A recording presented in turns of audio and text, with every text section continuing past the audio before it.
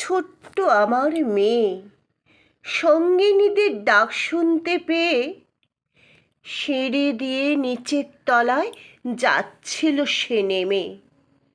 অন্ধকারে ভয়ে ভয়ে থেমে থেমে হাতে ছিল প্রদীপ খানি, আঁচল দিয়ে আড়াল করে চলছিল সাবধানে।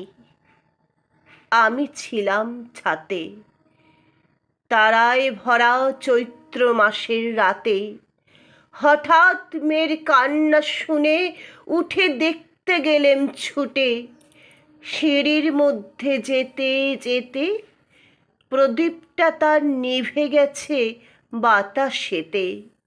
শুধাই তারে, কি হয়েছে বামি? সে কেঁদে কয় নিচের থেকে, হারিয়ে গেছি আমি। তারায় ভরা চৈত্র মাসের রাতে ফিরে গিয়ে ছাতে মনে হলো আকাশ পানে চেয়ে আমার বামির মতোই যেন অমনি কি এক মেয়ে নীলাম্বরের আঁচলখানি ঘিরে দীপশিখাটি বাঁচিয়ে একা চলেছে ধীরে ধীরে।